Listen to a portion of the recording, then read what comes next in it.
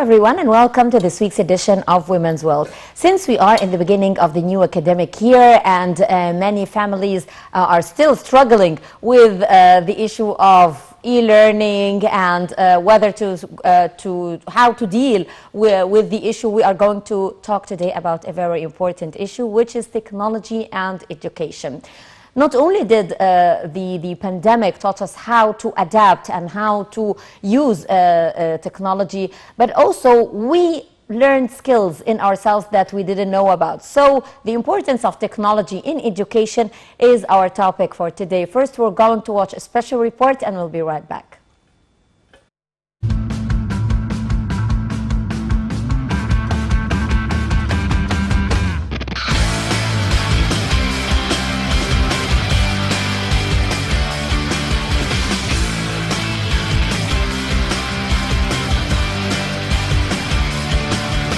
Technology has impacted almost every aspect of life today, and education is no exception.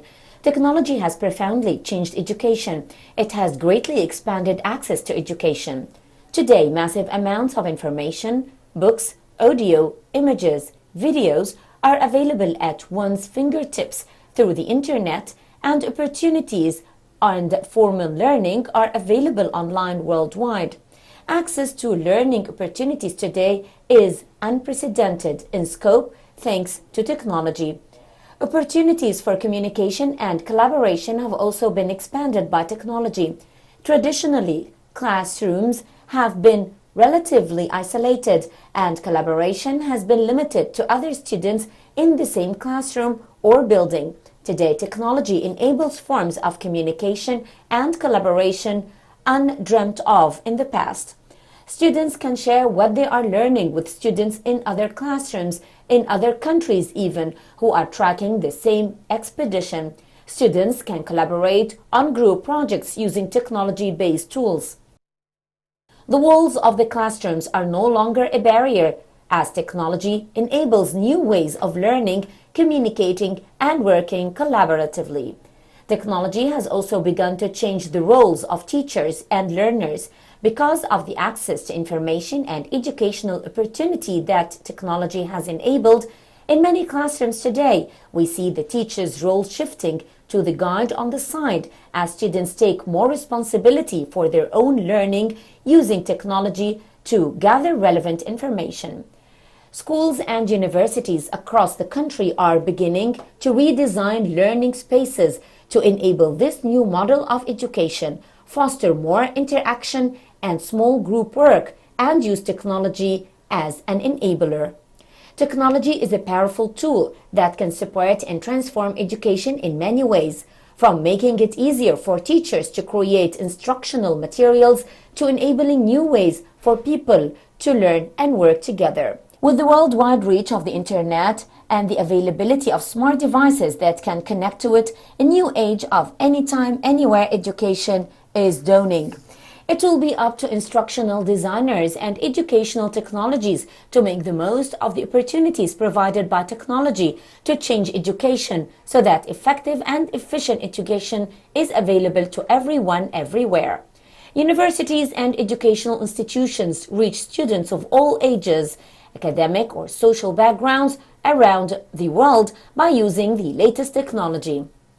Multi-level online training is being introduced. It provides flexibility and affordability. This allows students to try shorter university study programs before starting higher education. Technology-based formats such as mobile optimized training courses, tutorials, videos, articles, blogs, and online support enable learners to gain knowledge where they are. This makes it easier for people to adapt to a new learning environment or resume learning after a long break.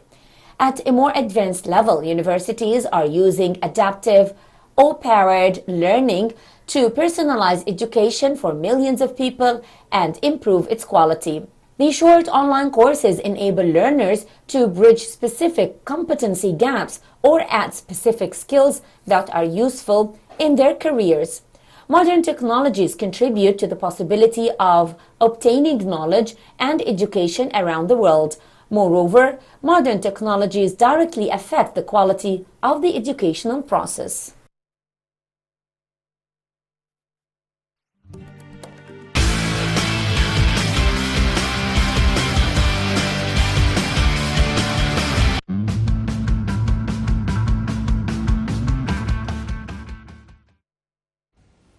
Welcome back, ladies and gentlemen. As we mentioned earlier, we'll be talking about technology and education today with our dearest guest, Dr. Hiba Abdelgelil, Director of an educational institution here in Egypt. Always great having you with us, Dr. Hiba. Thank you very much for coming. Thank you so much for having me again. Missed you. Thank you. Now, Dr. Hiba, it's always important to talk about education. And here in Egypt, with all the attempts to reform the educational sector and the pandemic that added to the woes of that already and to the burdens of the Egyptian families, it's very important also to talk about technology and how technology contributes to enhancing the educational process. So how do you see the role of technology in education? Right, so that's another very, very big question. As always, you have the greatest questions ever, Hella. Thank you. I want to take it a step back before we go into the educational sector in Egypt. Globally, the pandemic has affected the educational sector. Maybe we're the second most affected sector after health. And the amount of investments that's been pushed into technology to aid and support education is tremendous. So in 2019, I think the number was $1.2 billion. Wow, that's a lot. That's a big number, and it's expected to rise to $400 billion by 2025. So you can imagine how the world is all geared towards education and technology amalgamated together, right? So Egypt, we've had a lot of reform activities in the educational sector, especially when the pandemic hit the world. Yes. And we're lucky because the reform efforts started right before the pandemic. So what happens now is that we're in the recovery year. Schools have started to open and universities as well. And we're back after 2 years of not seeing each other and using technology. Now we're in classes face to face, and we want to do something with the skills that we've learned, as you said in the report, and at the same time connect as human beings. So the major challenge, I think, for all of us is to now realize that schools are not just spots on a map. Schools are more like a group of people, a team that has a mission, and this mission can be transferred and transmitted to students, whether remotely or face-to-face. So technology does help with that a lot, especially with the fact that we are all now used to using different platforms, Microsoft, Zoom, whatever. We're used to that. We're used to having smaller even groups sometimes, especially in higher education. We can now divide the big, large classes into smaller groups and have nicer conversations with our students. So there are some pluses, positive points when it comes to technology, as well as some negative points that we can talk about as well. Let's talk about the challenges. Okay. Yes. What are the challenges facing the students, the parents, and the teachers or the instructors themselves as well? There are lots of challenges. Basically, if there is no good infrastructure in a school, for instance, or university that would support use of technology, then that's a huge challenge. So look at the banking sector, for instance. If we can have the same kind of efficient system that the banking sector has in the education sector, that would definitely upgrade the education process. Thing is, some students are in families that are deprived from using technology because of different reasons, like socioeconomic status of the family, for instance. If the parents are not highly educated, if the parents are not very comfortable using technology, or teachers as well. So I think that's a major challenge, the comfort of both parents, teachers, and schools. The flexible leadership that would know when to switch into the hybrid mode, when to switch into the face-to-face mode. So that's also very important in schools, and also the infrastructure. So there has to be some, The infrastructure is always always an issue. Yes. To what extent did the students themselves change after 2 years of using technology in education? You know, it's funny because some students find that studying remotely is actually good for them. Some students are introverts, or they don't like to, you know, they like the flexible hours, like the Z generation. They like to study at their own pace. They like to use the pads, the iPads, or the computers. They know how to use technology better than Anyone. better than anyone, better than us, better than the teachers and parents. So they're very comfortable using technology. Problem is not with them. The problem is with the teachers sometimes, and maybe the parents. And if the right resources are not introduced to the students, then it will be a waste of time. And also the balance, because the last 2 years they've all been remote, like everything was online. Now it's all face to face, and I think the best thing is to have this balance between the hours that you can spend online as well as the hours that you can spend face to face. For a reason, I think, which is valid, is to have an extended learning day, not just the few hours of the school, but you can extend the learning so students can recover, because, as you probably know, we've lost a few months of learning during the pandemic, Yeah. especially with the younger ones. So we do need some extended activities at home, and I think technology can help with that, Yes. given also the fact that technology allows the teacher to differentiate between the different levels of students. So they can give them graded exercises. They don't have to worry about the marking anymore. The marking is done automatically, for instance. And this is another challenge, by Yep. the way, because not all the teachers are capable of doing the marking True. online, True, true. to be very honest. And some courses are actually, it's inapplicable to do The marking the online. marking online, because you need to discuss things with the students. And True, yeah, that's correct. But I think we're in a year where formative assessment is crucial. We don't just need to get the grades for the students, we also need to know their actual needs, and they're not on the same level now. Right now, students in the same grade are different levels because they stayed at home, and some of them had the access to technology, some of them were dropouts in a way. So you can have now students in the same class and they're not on the same level. I think if we can do training for teachers, or at least introduce the idea of how to mark, how to do formative assessment online, not for grades, but to know the exact needs of the students and to prioritize the needs of the students so that they can give them what they're missing. I think that would be exactly an addition.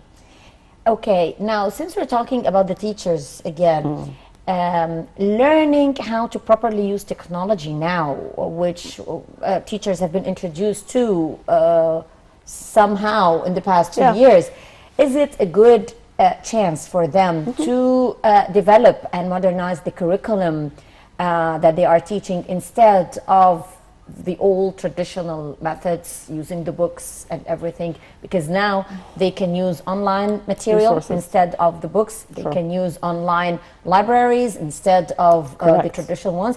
They can use the whiteboard online and write and know how to use and erase and everything instead of the traditional ones. So is it a good chance for teachers to start developing their curriculum and Definitely. So it's not the job of the teacher to develop a whole curriculum. Maybe it's the job of the teacher to supplement as needed. And once the teacher realizes that technology would help them rather than add to the hours of preparation, because, you know, teaching is a job that does not end after the school day ends. Yes. So the teachers go back to school, you know. They go back home and they start preparing for their coming lessons and so on and so forth. I know. So, you know, so if they realize that this will save them some time and will also help them differentiate between different students inside the class, they need to know that there is something in it for them. There is something in technology for the teachers. that would help them save time and effort and probably money, because a lot of teachers buy out of their own pockets gadgets for the students, rewards, cardboard sheets, pens. All of that can be replaced if they know how to use their computers in a more efficient way. Yeah. What is the role of the parents and the society in supporting the students, especially during the pandemic? That's an important question. Because students have been suffering, especially in the beginning, when they suddenly found themselves staying at home, away from their friends, because going to school for them was not just to learn, to be honest. Yeah. It was to contact their friends, play with them, So staying at home, especially for the younger ones, was very traumatizing for many children. And I know so many, even in outside Egypt, where the lockdown was stricter than here, and they suffered from depression and so on, because they couldn't see anyone, and everything was online. So how can the parents and the families and the society support the students in the pandemic? Right. So as I call it, this is a recovery year. And again, going back to school and seeing people after 2 years is also traumatizing for some people. So some people, some students have come very accustomed to staying at home with their laptops, and they don't want to see anyone, and they don't want to mingle again with others. They don't want to wake up earlier. They don't want to wake up early. They don't want to stick to a schedule every day. They liked the 2 years. So I think a school should be seen as not just an academic institution, but also as a place where mental health is very important. And we need to have some out-of-the-box ideas where we can invite community and society to support not just the students, but also the parents and the teachers, because without the parents and the teachers, the students will not be able to excel. So it's not all about the books and the grades. It's also about communication and connection with human beings. And for that reason, I think community needs to step in, and schools need to pay more attention to mental health of both the teachers and the students. Yeah. Finally, Dr. Heba, what are the latest technologies used in education now? Strategies. So mainly now, people are all talking about differentiated instruction, because this has come very nicely with technology, and how technology can help a teacher cater for the different needs of different students in the same class. So if you have a slow learner, for instance, and an A-star student in one class, how would you be able to give each student what they actually need? So this is one of the latest things that most teachers now are very much trying to adapt in their classes. Yes. I'd like to thank you very much, Dr. Heba Abdeljalil, Director of one of the educational institutions. Thank you very much. Always a pleasure having you with us. Same here. Thank you very much. And thank you, ladies and gentlemen, for joining us in this edition of Women's World. I hope you've enjoyed it, and until we meet you again, it's goodbye.